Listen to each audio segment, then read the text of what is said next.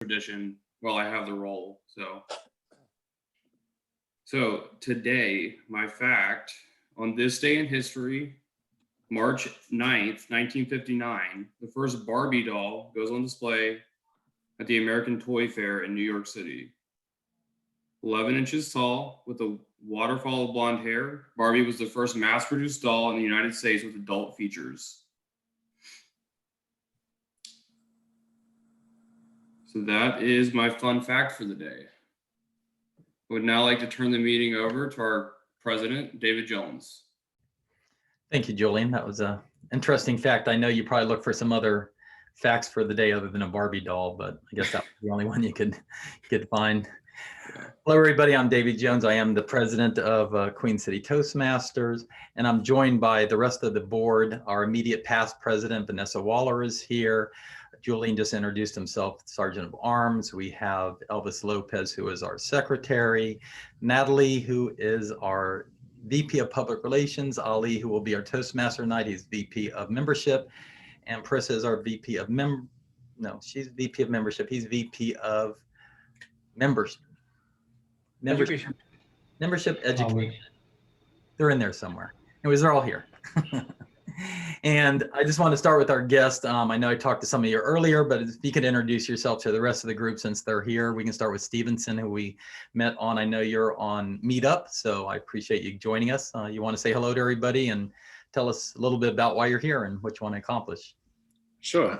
Thanks again, David, for reaching out and for the message. Hey to everyone. My name is Stevenson. I am the founder of STEAM Ed Jones, which is an exciting elective or after-school programs for school systems. So I am here to better learn how to tell a good story to my audience and to get the program launched. So any feedback you guys have, you can check us out at steamedjones.com. Perfect. Thank you much. And Leslie, you want to say hello and what your goals are here? Hi, everyone. My name is Leslie Sims. I'm a senior project manager at One Magnify. We specialize in technology and marketing and creative executions. My primary goal is to be able to deliver and convey a message in a very entertaining and special way that isn't as dry. Make it a little bit more fun. Just the hype and the, energy within a room, within technology especially, it can kind of be a little boring at times. So folks might, appreciate a really fun, outlook or twist to a story. So. Perfect. All right. Well, thank you. And thanks for joining us. Sean, welcome back. Anything interesting going on with you? Just want to say hello to the gang. Yeah, hello everyone. Well, I'm trying to sign up for my membership, but somehow Venmo doesn't let me transfer money, so I'm still trying to get my bank account verified. But if that doesn't go well, I guess I just have to send in a physical check. Okay, you've been in touch with Balut about that? Yeah. He's working with me on that. Okay, so technically you're an unofficial member or almost member, so that's great. Yeah, I got one foot in the door. There you go. Thanks. Welcome back, Bailey. How are you? Anything happening exciting with you? Hi, everybody. No, nothing really new with me, just working and living the COVID dream. But I'm glad to be back again. Thanks for joining us. Hello, Eric. Looks like you're obviously at work. You're all bundled up. Yeah, I am. Well, goggles up. I had dust, so I don't want to get any dust in my eyes. There you go. Eric's the president of AM Lockport in New York. That's my dual club. I'm a member there also. So they're Thursday mornings at 7 o'clock. If y'all want to join another Toastmasters and see how they are, AM Lockport, 7 in the morning on Thursdays. And finally, our last guest, Wells Hall. Welcome back. He was here last week, and I believe he was with Toastmasters 30 plus years ago. Right. I was a member of Saturday morning Toastmasters from 1974 until 1982. As I explained to everyone last week, I got a lot out of it. I was thinking about it, and I'm going to be taking on a significant role this summer for the next 2 years, which will involve making a lot of presentations all over the country, which I'll tell you guys about in a subsequent speech maybe. But I thought this would be a good opportunity to touch up on some of my skills and continue the improvement that I once found was so easy to do with Toastmasters. So, well, I'm glad to be back, and I will be paying my dues and signing up for the next 6 months. Perfect. Well, welcome back, and I appreciate it. And about half of our members probably crossed their eyes when you said when you joined, because half of them weren't even born back then. So it's they can't relate to me either. So and let me see. I think that's it. I want to go ahead and get the meeting going because we do have 3 speakers tonight, one of which is an icebreaker, which you'll hear about in a minute. But let me turn it over to our Toastmaster of the night, Ollie Tobin. Go ahead, Ollie.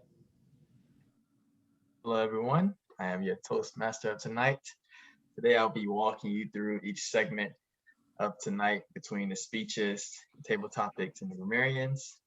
And I just want to talk about tonight's theme, which is don't be afraid to make a mistake or learn from your mistakes, because one of the number one things of people not succeeding in life is that they're scared to make a mistake.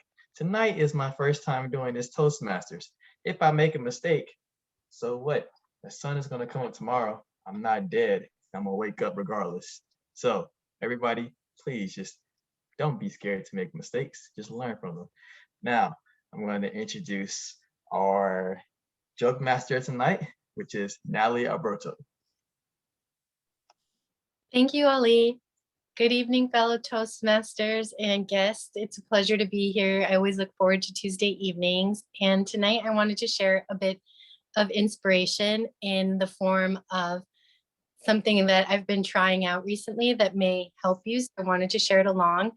I am, as many of you may not know this, but I'm a huge neuroscience nerd. Actually, the last year on lockdown, I've been reading books from Dr. Joe Dispenza and other experts in the wellness area. Most recently, I just got this book by Dr. Carolyn Leaf called Cleaning Up Your Mental Mess. And it's 5 simple, scientifically proven steps to reduce anxiety, stress, and toxic thinking.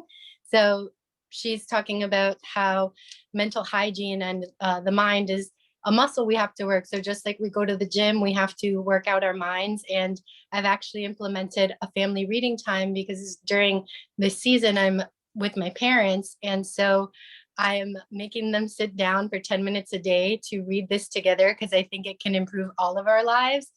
I wanted to pass that along as something you might want to do with any book on growth with your loved ones. And the new exercise that I'm trying is inspired by Julia Cameron, who wrote The Artist Way.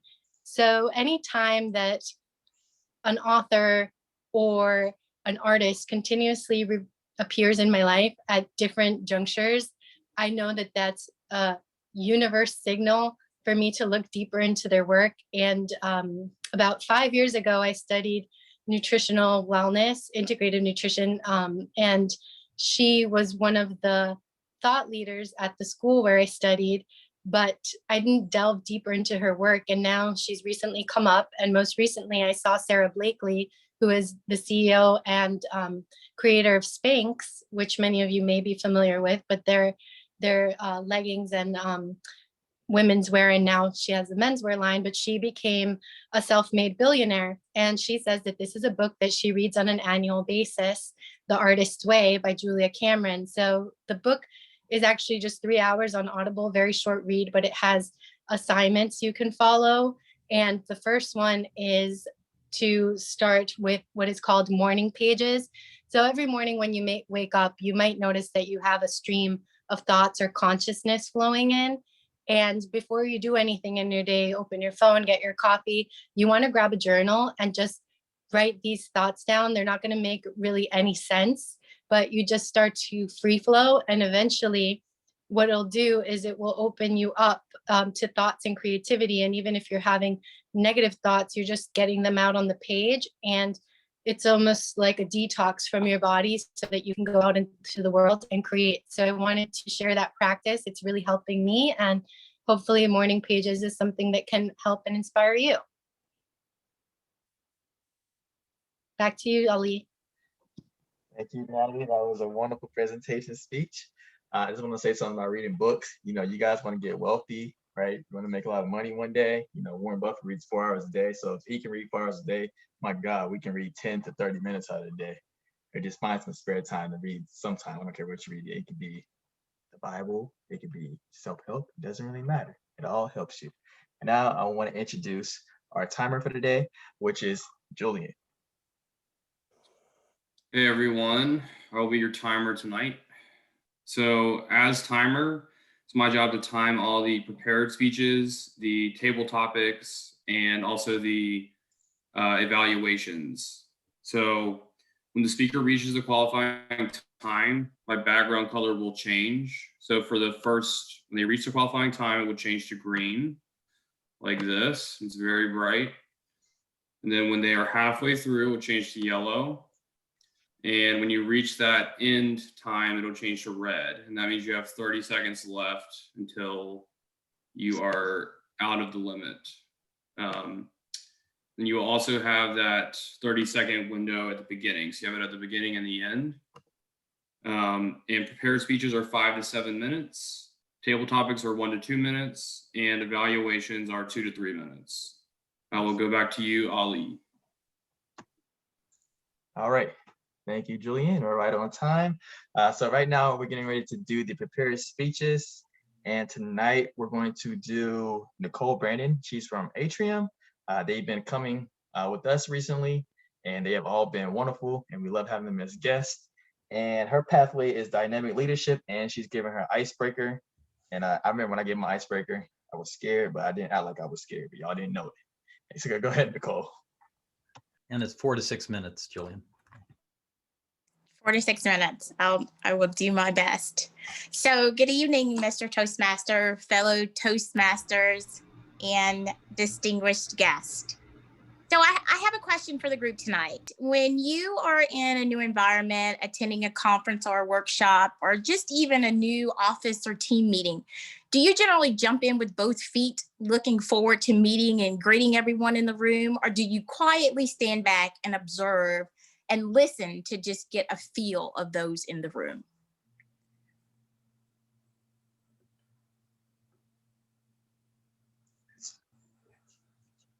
It's a good question. Okay. Well, you all think about that. For me, I feel as though I'm the latter, because I think I have a reasonable balance between getting to know new people while also standing back to get a good perspective of my environment. Tonight, as my icebreaker, my question is, who am I? That's an all-encompassing question. For me, I'm a wife, I'm a mother, I'm a daughter, I'm a sister, I'm an aunt, I'm a friend. And personally, my family's my life. My husband and my 2 girls are my heart's joy. But professionally, I have an undisputed passion for clinical research, because what we do changes lives. It gives hope to those who have no other options. So in December, we had a new leader onboarded. And as a part of this, getting to know us, his new team, we all completed the Myers-Briggs type indicator test. I had done a few personality tests before, but this one was so accurate that it was just scary. I'm sure all of you have done a personality test at one point in time or another, but not sure if you've done Myers-Briggs. So if you haven't, there are 4 characteristic types. So you're either an introvert or an extrovert. You're either intuitive or sensing. You're either a thinker or a feeler, or you are a judger or a perceiver. Now, for me, I am an INFF. That essentially means I am an intuitive, feeling, judging introvert. And my reflective animal is a giraffe. I thought, not bad, you know. Let me take a deep dive to see what that means. I like giraffes. They're pretty cool. They're low key. They don't like drama. They enjoy sunny days. They like eating. You know, one thing you don't do with giraffes is mess with their family. So I'm thinking, hey, I'm off to a good start. So in the past 12 months, I've had ample time to just reflect on how I interact with others, how I lead our team, how I manage stress. And honestly, every day has been a learning experience. So Kenneth Blanchard, he's an author and a motivational speaker. He said, when you stop learning, you stop growing. And when you stop learning, you stop leading. And that was poignant for me, especially during COVID, when we kind of did the hybrid model. So being a distance leader was something that I really had to learn and become accustomed to. And one of the characteristics of an INFJ is that we have a strong sense of intuition and emotional understanding. And of course, that's been needed over this year. My husband tells me that I can too often make decisions based on what I feel is right and not necessarily what I think is right. And that's not always a bad thing. But doing this virtual work, I've had to learn to be more intentional in my conversations and in my interactions. And you know, a part of me, that's the other part of being an INFJ, is the J, meaning judging. And that's honestly right on, because I do like things neat and orderly and systematic. And now that's more at work than it is at home, because we have a 3-year-old and a 1-year-old. So keeping our home spotless is like herding cats. It can't be done. So this year has truly been evident that change is not always easy.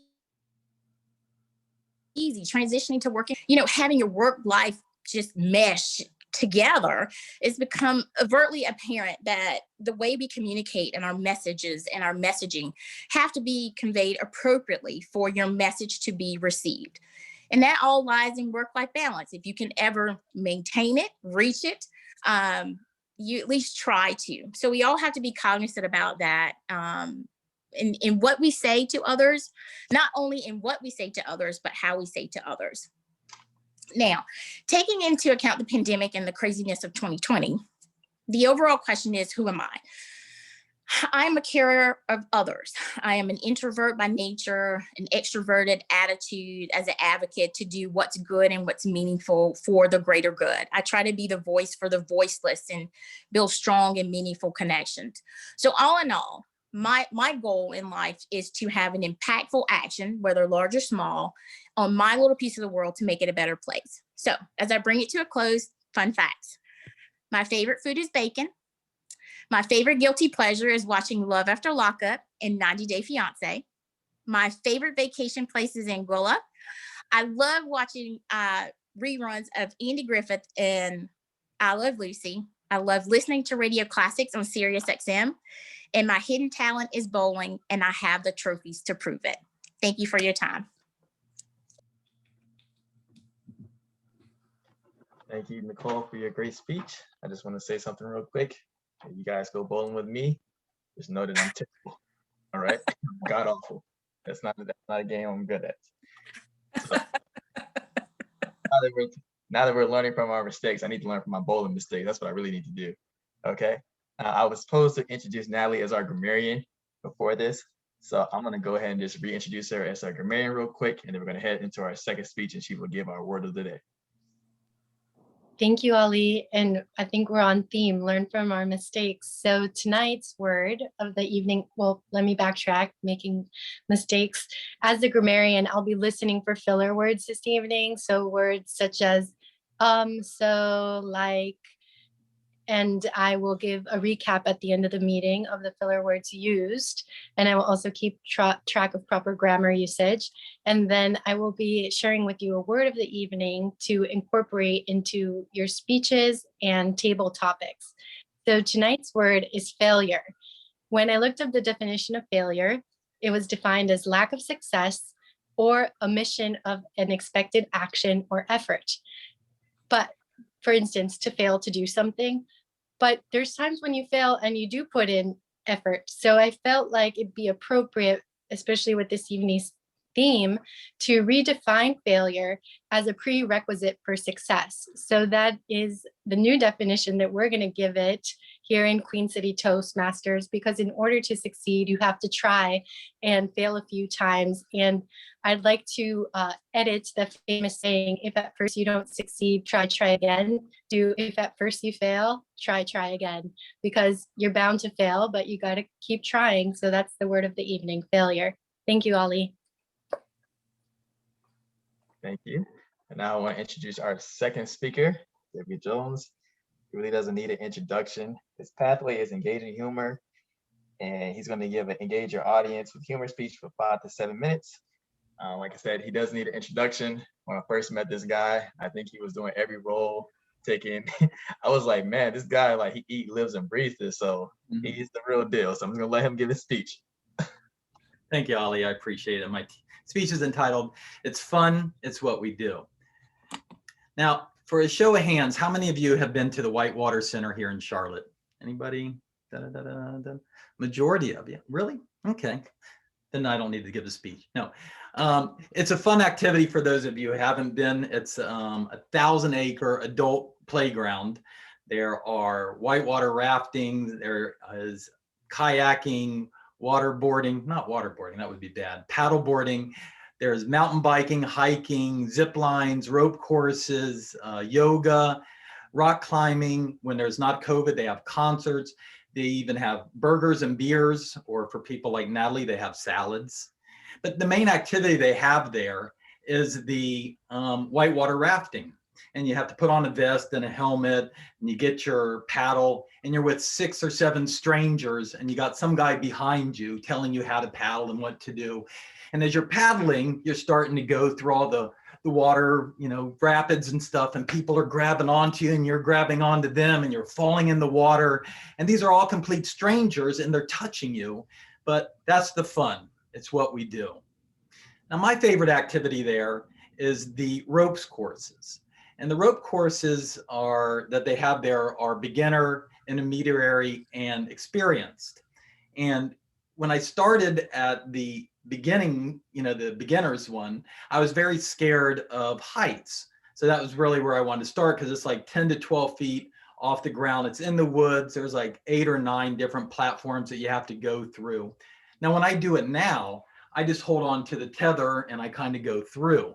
But when I started, I was so scared of heights. And when you're scared of heights, it doesn't matter if it's 10 feet or 1,000 feet, it's still very scary. And I would just be hanging on, and I would be so scared, and I'd be falling all over the place. And when I'd finally make it to the platform, it was like you're hugging onto the platform pole just to be secure. And there'd be like a little 11-year-old kid there going, you know, what's wrong with you? And it's like, be quiet. Because, you know, it's just scary. So I kept going. And I finally finished that. And the reason I love it is because it is mentally and physically challenging. It is something that I love to do because it's a great workout. And yeah, I haven't been in a while, I know. So, but those are the main activities I like to do. Now, in the middle of the Whitewater Center is a 100-foot tower. It's called the Hawk Tower. It's about 12 feet by 12 feet. And you take the stairs to the top, and at the top, there's zip lines. And one goes that way, one goes the other way. And that's how I overcame my fear of heights, is because I live about 1.5 miles away from the Whitewater Center. I've had annual passes for years. I've literally been hundreds of times.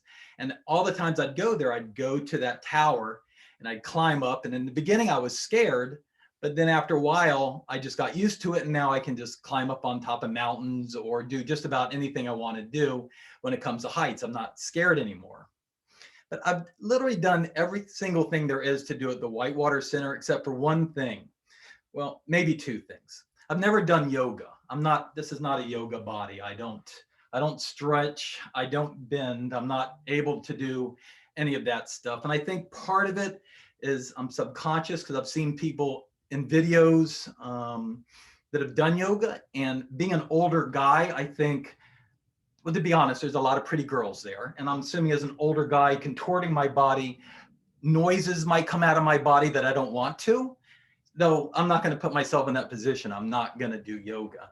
But the one thing I haven't done is there's a thing called Hawk's Jump. It's 100 feet up in the air at the top of this tower, and you get buckled in the back, and you walk to the edge, and you plummet to you fall about 50 feet until this thing catches you, and then it slowly lowers you the other 50 feet so you're comfortably on the ground. I've never done it. I think it's kind of dumb. I'm like, why would anybody want to do that? It doesn't make sense, but a lot of people do like to do it. In fact, last year, some of my friends came, and we went to the Whitewater Center, and they're like, hey, let's go do the Hawk's Jump. And I'm like, yay. I said, why don't we go biking or rafting or doing some, ropes courses first. And then maybe if it's still open, we can do, but they're like, no, let's go do that now. So I was like, oh my goodness. So I go and I'm up there and I'm in line and I'm next person up. They're going to have me do it next. And I was kind of proud of myself because the thought of actually walking up and getting in gear and getting ready to do this jump was insane for me. And let me pull up a picture of it for you guys. There it is. And this is what it is you're 100 feet up and you can see in the bottom right, the people down in the raft. So it is really, really high. And the guy comes up behind you, he clips you in, he gives you some instructions, and then he says, just step off and the rope will catch you, but the rope's behind you. You can't really see it. And I was kind of excited actually when I was out there. I was like, I'm going to do this because I like to cause a scene. See, like this girl stepping off, and you do one of two things. You're either quiet because you're so scared, you just kind of go and you don't say anything, or you go, okay, it wasn't that bad. But I wanted to get to my inner fear. I wanted to get way down deep so everybody could hear me. And I was going to go, oh my God, the whole way down. So the whole park would stop and look at me and they would be calling 911 and, saying there's something going on with that guy up there. I wanted to cause a scene. But as I got to the edge, my feet wouldn't move. It literally would not let me step off this thing. And I was like, dude, you got to undo me. I'm not going to do it. So he undoes it. And usually whenever we don't do something, when we have a failure in our lives, we can make up an excuse. We can say, oh, it's closed or my back hurt or something, but my friends are literally right here looking at me. And you have to do that agony of defeat. You have to just go, yeah, I'm not going to do it. I just can't do it. And it's so heartbreaking because you just can't make up anything when they're right there. But the worst part of it is you have to go back down to the bottom. It's the walk of shame. And there's like 20 people on the stairs and you have to walk by them. And they all know if you're going down, you chickened out. And I had to walk down. I'm like, yeah, how you doing? Yeah, my back's hurting because they didn't know it wasn't hurting, or my shoulder's hurting. And I get to the bottom. But that's what we do for fun. It's just an activity that we like to do. So back to you, Mr. Toastmaster. Thank you, David. It reminds me of like when I saw Will Smith jump out the airplane. I said, yeah, that would be me. And then our third speaker of the night, I think she has the highest IQ out of all of us, and she's probably the smartest one on here. With all her speeches that she gives, she's on level 2, and her speech is about effective body language. Marissa. Thank you, Mr. Toastmaster. Greeting fellow Toastmasters and guests. How many of you have heard of this? It's how you looked when you said it, not what you actually said. 1, 2, 3, 4, 5. Awesome. What does it mean? It means it doesn't matter what words you use. It matters how you said it and how you use your body language, your facial expression, your tone, and all of these affect the meaning of the words you're using for conveying a message. Did you know 7%, just 7% of our communication are verbal? Just 7% are words. 38% of our communication is tone, how loud you are, how low you are, how happy you talk, how sad you talk, that affect the meaning of the message you're conveying. And 55% of your communication is body language. How you carry your body, what is your posture, what is your facial expression, you're smiling, you're not smiling. For example, if I want to say I'm sad, if I say I'm sad, it doesn't mean that I'm really sad. But if I say, oh, I'm sad, my body is like tore down, my face is a little sad, and my voice is low, it has more effect and it means more than the first one. And I didn't know about body language enough until I met my friend who is a salesperson at a department store in Charlotte, and she sells cosmetics, skincare products, beauty products. And each time I see her, she talks very excited and enthusiastic about the products that she's selling. One time, I went just to see her. I was doing shopping, I was passing by her store. I stopped there and started talking with her. And as I was talking to her, she looked at me and said, "Now that you're talking, while you're talking, let's make your face glow." And I said, "Okay." I sat there and I was talking. As I was talking to her, she started with putting beauty products, skincare products on my face. She started with a cleanser, started cleaning my face. It felt so good. I felt so fresh. And then she put a serum, which was smelling so good.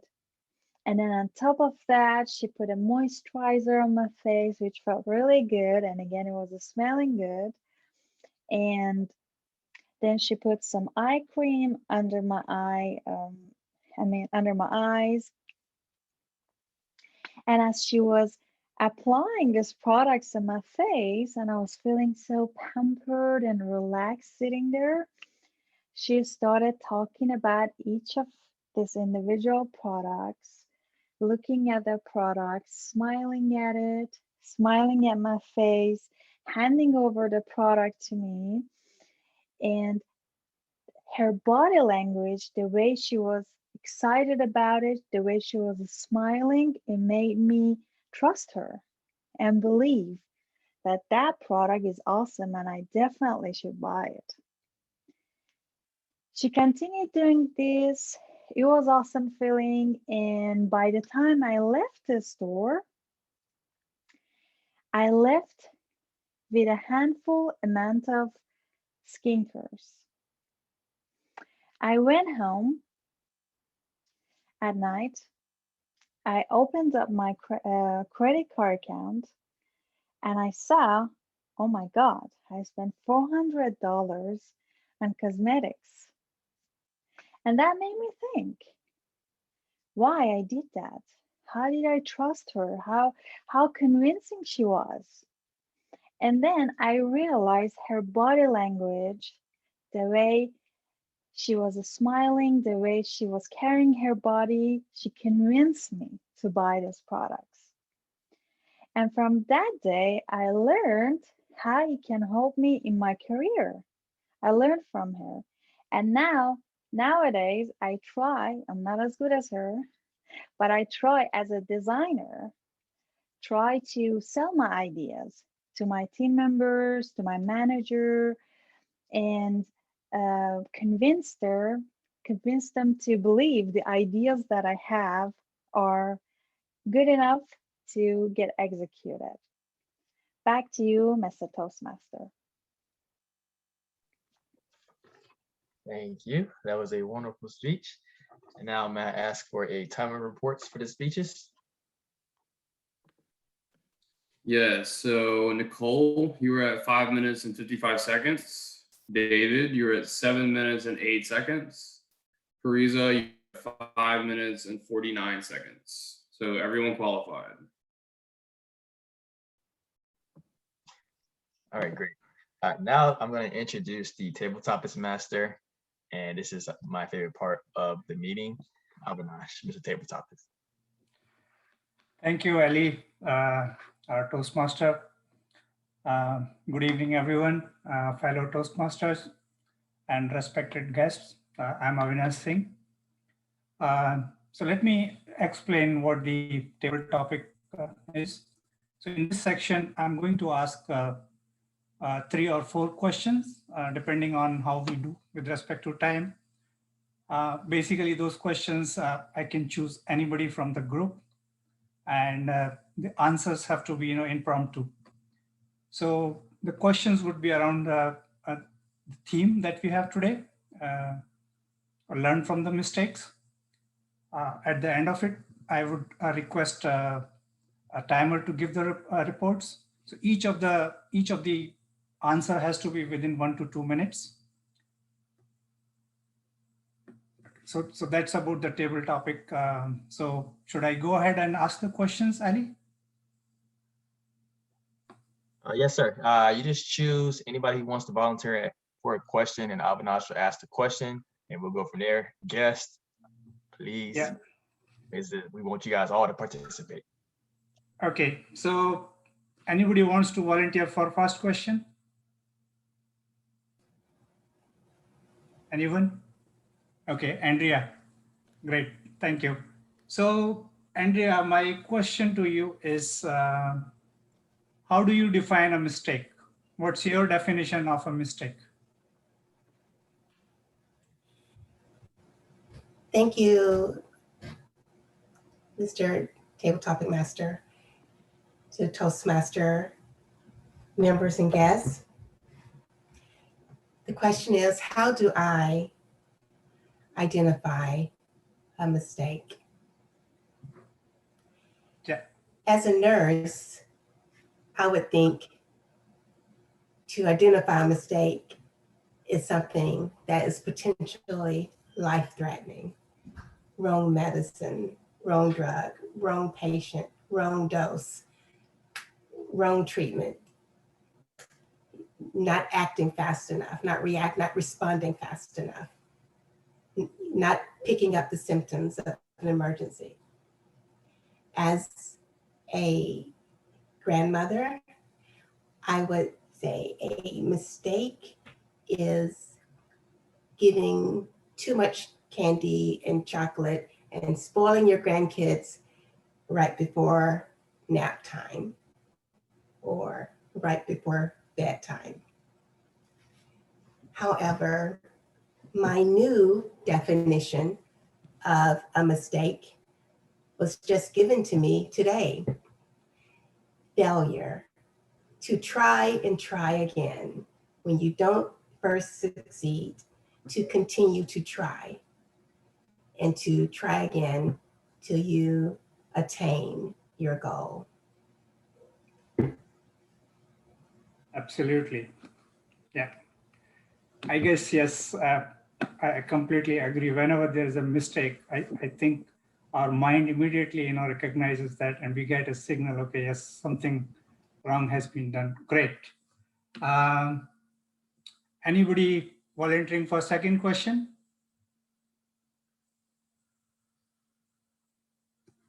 Okay, it's Bailey.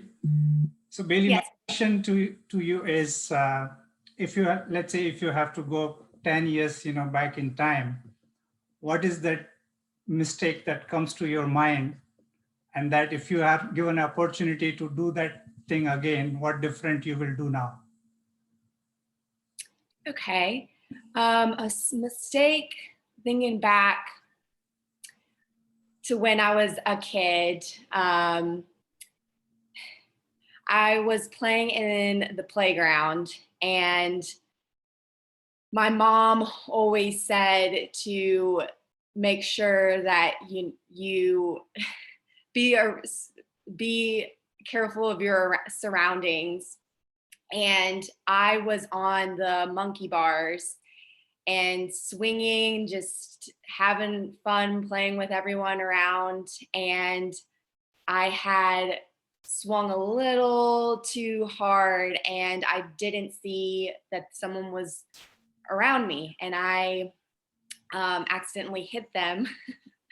And they were okay. I mean, no one was injured or anything, but it was really sad that I had not been aware of my surroundings. And since then, I tried to incorporate things and be more mindful of my surroundings. Yeah. Great. Yes. Yeah. that's a good learning, and I guess it helps. And whenever we learn from the mistake, and we make sure we try not to repeat it. So great, yeah. Any volunteer for the third question? I'll volunteer.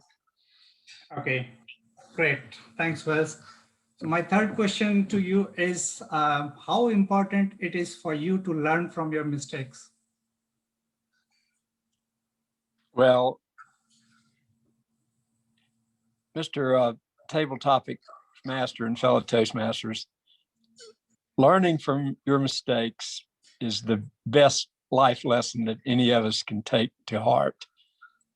We're not going to always get it right. We're going to make mistakes. The goal is to not make the same mistake twice. And the many examples that have already been given, being older than anybody in the virtual room, I've made more mistakes than probably all of you put together. But I do think that I've learned a lot at the same time. And I look back to many things that I could have done better. And that causes me to be circumspect about any decision I make, because I'm thinking, which route is least likely to be a mistake, and therefore which is most likely to be the right answer, or at least how can we minimize the downside and maximize the upside. So I think that's pretty much the guide that I followed, at least for most of my career.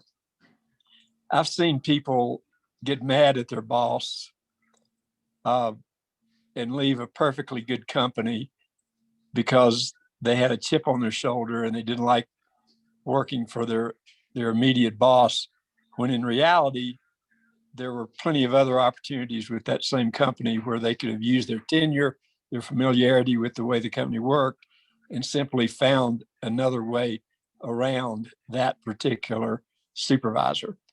And that's the mistake we've seen many people make. Perhaps some of those in the room have made that before. The grass is not always greener on the other side. You learn from those mistakes. Most people now, including my children, change jobs several times in their career. 25, 40 years ago, that wasn't the case. You went to work for a company, you worked up the ladder, you stayed with it until you retired. That's not the case now. The life expectancy of employment of an employee, I think, for good companies that are considered the best places to work, are longer than those which are not good places to work. But we need to find and avoid mistakes. We need to find career paths and opportunities that we can pursue and be successful and hopefully end up on the right side of everything. Those are my thoughts. Avoiding failure. I need to use that word. Avoid failure. Great. Thank you, Wes. Mr. Timer, I guess we don't have time for another question, so I would assume. Would you agree? Or do we have time for another question? We're just gonna go ahead and go into the timers. Okay. So I would request timers proposed now. Julian, over to you, Julian. All right, yeah, so Andrea, you were at 1 minute, 36 seconds. Bailey, you were at 1 minute, 15 seconds. Wells, you were at 3 minutes and 5 seconds, but it was excellent advice and information. So you still qualify as a guest. Yeah. Thank you, Mr. Timer. So with that, we conclude the table topic section. I would hand over to Mr. Toastmaster. All right, thank you, Avinash. And now I'm going to introduce our general evaluator of the night, past president, Vanessa Walker. Thank you so much, Toastmaster Ali. As my role implies, general evaluator, I am in a evaluating capacity tonight. I'm going to be evaluating the meeting as a whole, But before I do that, I get to introduce 3 Toastmasters who are here to provide very specific feedback to our 3 speakers. And it's always a challenge to have that constructive criticism, but I know from my history with Queen City Toastmasters that this is a really excellent part of the meeting. Everyone has some things that they did really well and a few things to work on. So it's always fun to be a part of that evaluation part of the meeting. And our first evaluator for the night will be evaluating our speaker number 1, who is Nicole, and that is Angelica Ritter. So let's welcome Angelica to give her evaluation. Thank you, Madam Toastmaster. Good evening, Toastmasters, fellows and guests. Tonight I have the pleasure to evaluate Nicole, and I want to say that for the purpose of having a ice-breaking speech, you did really well. You really accomplished the goal of an ice-breaking. You really broke all the ice and let us learn a little bit about you. And actually, I feel that I learned more than a little bit. You were very warm in your speech. It was a fun speech. I think that you're very confident when you're talking. You have a really good voice tone, and it was very clear and easy to follow. I think that as you were talking and you tell us who you are, it was nice to hear when you said you're a wife, you're a daughter, you're a sister, and then you started to talk about a little bit more specific about this personality test and all your intuitive and the feeling and the judging, and give us a little bit of kind of examples of your life, talk about and kind of invite us inside your house and talking about how you are so organized, but then it's so difficult when your daughter and the COVID times. And so that makes us feel a little bit more close to your speech and kind of easy follow you. I thought it was great that the part that you tried to make us all to participate, but it was even better your reaction when nobody talked, nobody kind of, and I think that you really did well trying to, you were waiting for an answer, but nobody did, but then you just, pull it out. So that was great. Your structure was good. You started, I think, with your personal story. Then you went back again to these personality tests. And then you go back to very specifics about you, that you like bowling, you like bacon. So it was really, really warming in that way. I would say that if I have to tell you what to improve, maybe is I have been learning that stand up in front, even it's in front of the computer, but it's more engaging. Maybe if I can say, the angle of the camera was a little bit distracting too, and this maybe is me because I'm very detail observing, but I can see the lights and things like that. Just little things. But I will say that sometimes a little bit of connections and transition between your ideas. Sometimes I get a little bit lost and I was trying to find it. But in general, it was a great speech, and I don't think that you were defeated. So thank you. Very much. Thank you so much, Angelica, for an excellent evaluation. I loved how you pointed out a lot of excellent things that Nicole did in her speech, and you also offered some helpful pointers for future speeches. And it's nice because those are all things all of us can think about too as we are preparing our own speeches. So thank you so much for preparing that. And now I'd like to welcome our second evaluator, who is evaluating speaker number 2, David Jones, and that is Elvis Lopez. So I'll turn the floor over to you, Elvis. Thank you, Madam Toastmaster, and good evening, fellow Toastmasters and guests. David, thank you once more for giving us another wonderful speech. I can tell you're very polished storytelling. It was a nicely told story. You started with a question that was meant to engage the audience. Specifically, you were trying to actually ask about whether we knew the place or not, and then you started explaining, giving details about the place so that we can paint our picture. Even for those who have never been there, would have actually painted that picture of what the place was. You were talking about the size, the activities, even the food, the variety for those who are not necessarily meat eaters, that there will be options for them as well.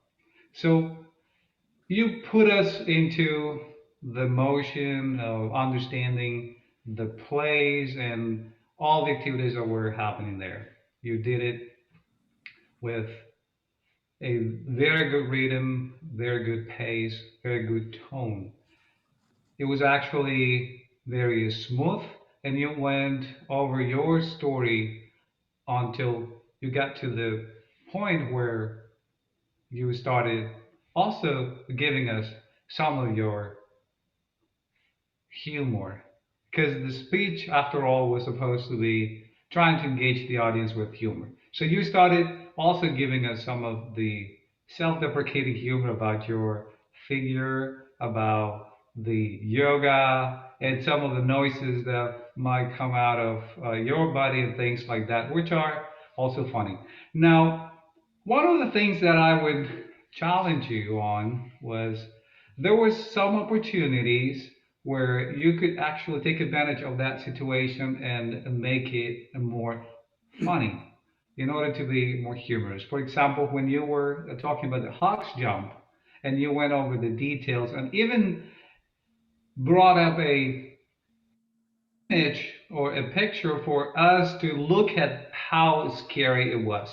So then at that point, your gesture, which were actually pretty good along all the speech. You were doing a lot of gestures with your hands, your body.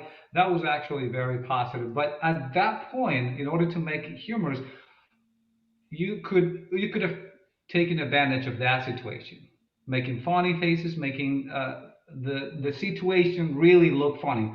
Oh my God, what am I going to tell these people? What's going to happen? You know, things that would be actually would have made the story funnier and would actually accomplish the purpose of making it humorous.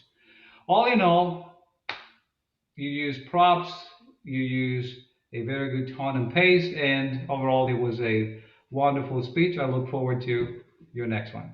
Thank you. Thank you so much, Elvis.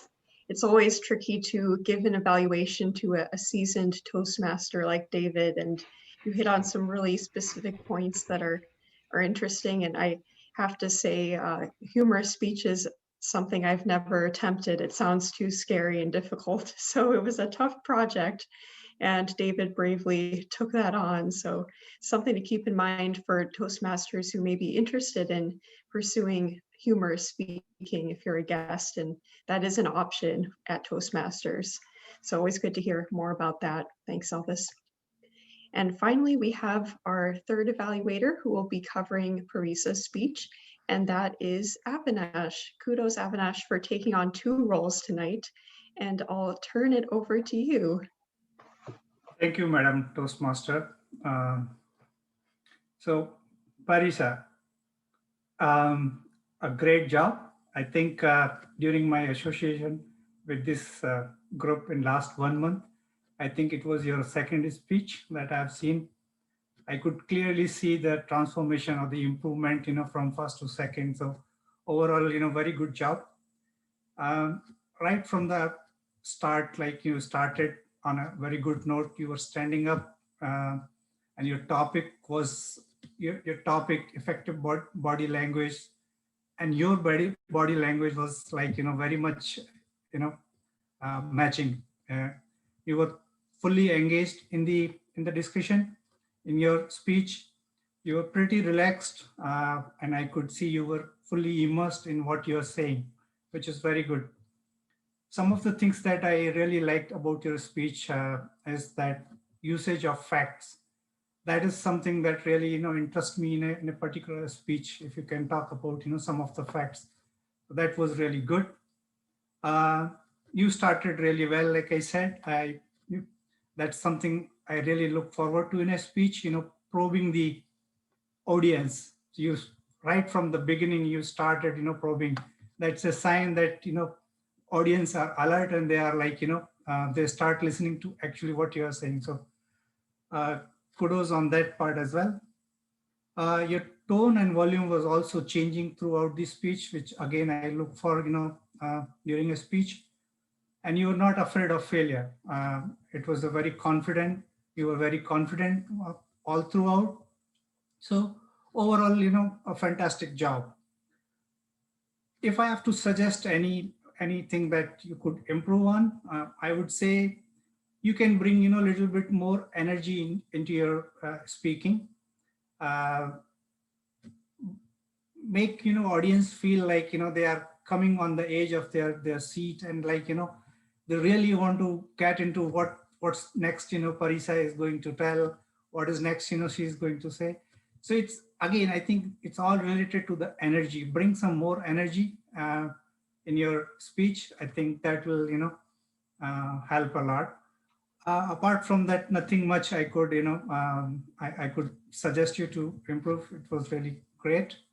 Overall, fantastic job, and look forward for the next speech from you. Thank you. Over to you, Madam Toastmaster. Thank you so much, Avinash. Excellent job. I know you're a relatively new Toastmaster and you did such a great job. It's hard to believe you are so new at doing evaluations. And you did something that I often struggle to do, which is keep your evaluation within the yellow section instead of running into the red like I usually do when I'm looking at the timer. Excellent job. All right, at this point, I will ask for a timer's report for our evaluations before we move forward, and I'll turn it over to our timer, Julian, for that. Yes, so Angelica, you were at 3 minutes and 9 seconds. You qualify. Elvis, you were just over that grace period at 3 minutes and 37 seconds. So unfortunately, you don't qualify. Avinash, you were at 2 minutes and 42 seconds. So you qualify. Thank you so much, Julian. All right, I guess we can go ahead and vote on evaluations. And now I get to provide some of my own feedback for the meeting as a whole. And I'll start with our presiding officer who kicked off the meeting tonight, David Jones. David, major props to you for not only serving as our president and presiding officer, but also doing a speech. And when I was serving as president, I avoided speeches because I was trying to juggle just the president, and that was tricky for me to do that. And I really admire that you've been able to really keep up your speeches. And not only that, but you tackled a really challenging speech project. You're doing humorous speeches. And I love listening to stand-up comedy, but I'm always in awe of how they can keep coming up with funny ideas, because it truly is an art form. So major props to you for juggling both those things tonight. Now, Ali, as our Toastmaster of the evening, it was really hard for me to believe that this was your first time doing Toastmaster. And it's funny, a lot of people will say, oh, Toastmaster, I'm scared to do that. It sounds too hard. But it's amazing that often I notice people just really do well with it their very first time. And you were definitely doing just that. You came up with a very apropos theme. Everyone here at Toastmasters is probably a type of person who's not too afraid to fail. It's a little scary sometimes to start Toastmasters and think all these strangers might be judging me and my speaking. But I think that's a theme we can all therefore relate to, because we've had to deal with that anxiety a little bit. And you made it personal. You were talking about, this is my first time doing Toastmasters, and so this was a theme that came to mind, and those themes are always really good because it feels very authentic and sincere. You did an excellent job. I noticed that we were right on time. I was keeping track with our agenda, and you did a great job of keeping us on time with every item on the agenda. Natalie, you had some great inspirational words for us, and a word of the day, failure, that tied in really nicely with Ali's theme as well. Thank you so much for making that little intro almost like a speech in and of itself. That's always kind of fun when you feel like there's a bonus speech in your meeting from the inspirational master. As I mentioned, I think all our evaluators did an excellent job, as did our speakers. We had a full meeting tonight, but everyone just filled it in with a lot of interesting content. Every speech was really unique. I was impressed by the diversity of topics. Always keeps it very interesting. We had an icebreaker, we had humor, we had a body language tutorial, if you will.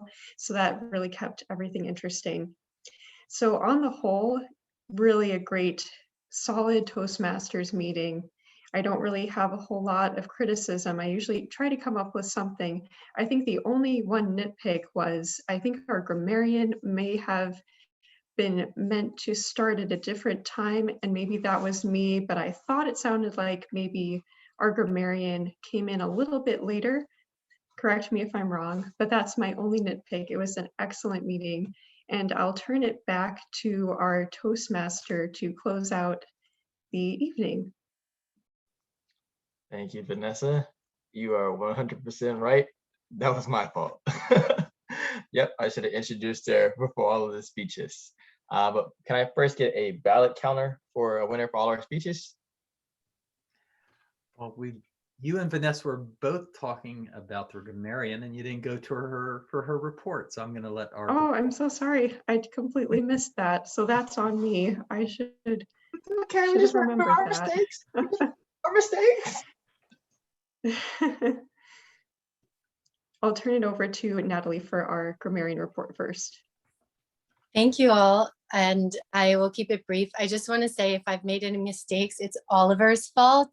He comes in and tries to bring me toys during the meeting. So I heard the word from 3 folks, which was Avinash, Wells, and Andrea. But again, if I've made any mistakes, please call me out because Oliver was distracted. David, did you used it? Okay, I apologize. Oliver was a distraction. And I just have to say, I'm continually impressed with how clean the meetings are. It's a pleasure and so engaging to listen to everyone and get to know everyone further through the topics and speeches that you're sharing. And I was listening, and the popular word continues to be, and I just use it, are the ums and ahs are really what is used in our group, but generally pretty clean. I'm only gonna mention the names that I heard use some of the filler words. If I don't call your name, you were clean this evening, and I didn't hear you say anything. David, you just had an and an on during your speech, but pretty good considering also the length of the speech. Bailey, you had and was a word that you liked to use. So you used and a couple times in your table topics. Let's see, I just used it. Avinash, you had an Angelica, you use or as a filler word. And I think that was pretty much it. So generally pretty clean. Thank you all.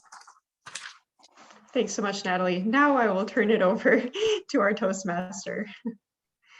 Thank you all. And now may I ask for a ballot count for winner for our speeches? Yes, and I was thinking about, because we don't have winners or losers, but we have our favorite speaks. And it's part of the Toastmaster process. When we're in person, there's an actual ballot counter that goes around and picks up the ballots. And then they get up and give a speech and announce the winner. So that's just one more role that we have. And that's why we do the contest. But it's not really a contest for the sake of a contest. It's actually a role that we have in person. But tonight, our favorite table topics person was Wells. So congratulations, Wells. I think Wells won last week because he talked about Cowles or something like that. So congratulations, Wells. Our favorite, Thank you. well, I'm using a lot of them. Our favorite evaluator for tonight was Avinash. Congratulations, Avinash.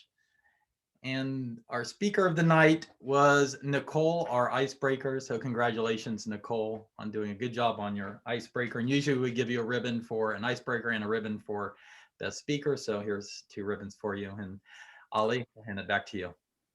Thank you. Thank you so much for that, David. Now I just want to wrap it up with something that's very important.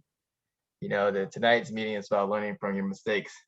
But I think one of the most important things is a smart person can learn from their own mistakes, but if you're a wise person, you will learn from the mistakes of others. Whether it's your friends, your family members, you know, an associate, you'll learn from people's mistakes because some stuff can be avoided and then your route can be more successful and more quicker than taking the route that they took. So we must also know that too. And now I'm going to wrap it up and bring it back to David, our president, to close the meeting. Thank you, Ali. Did a great job. That was your first night as a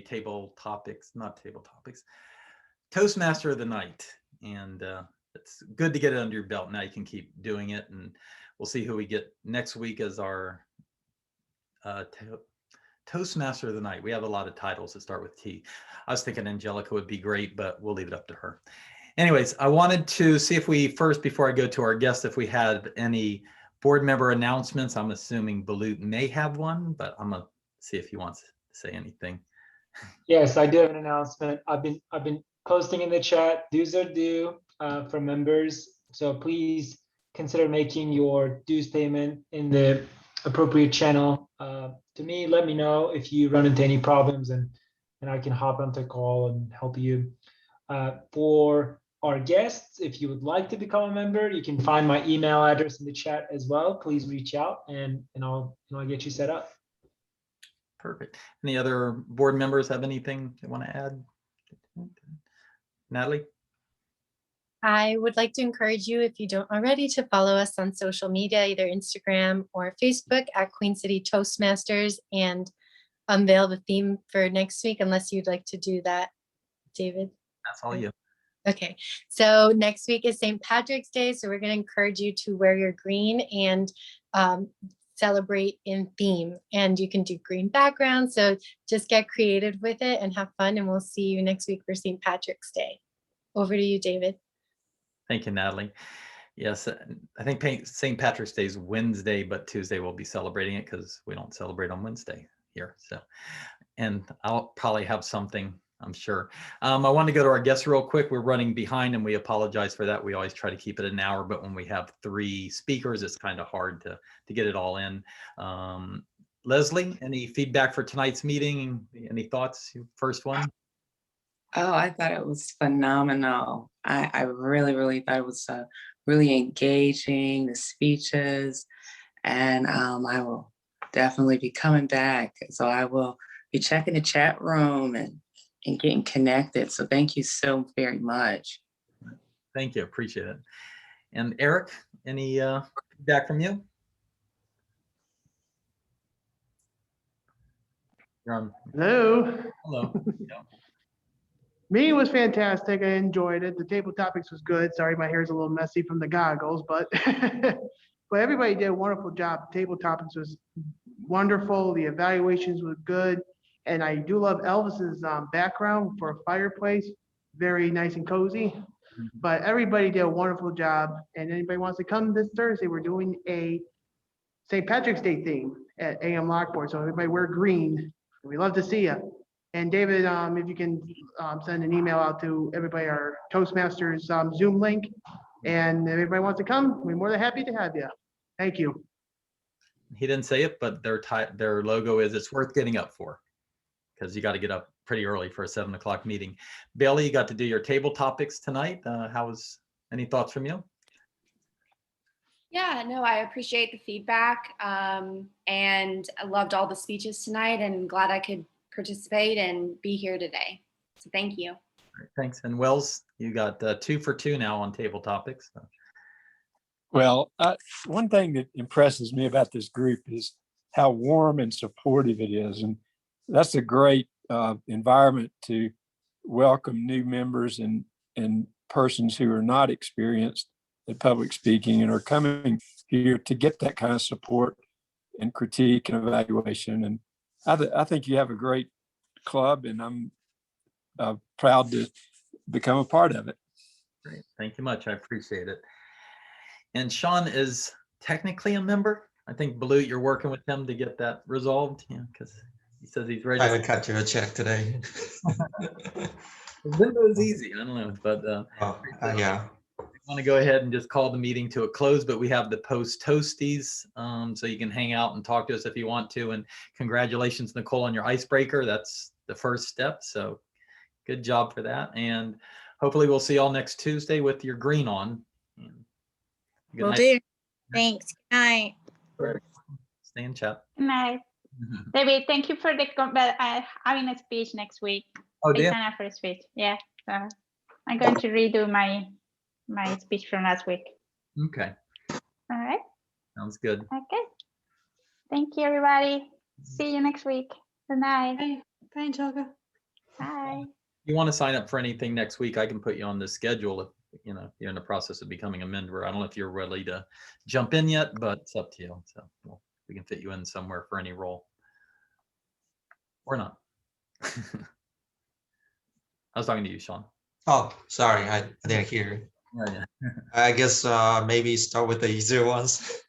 With the what? I'm still not too familiar with like how the wordings are. I'm trying to listen and then try to pay attention and learn. Maybe I have to look back on the video to see what are the appropriate words to say to start, right, for each row.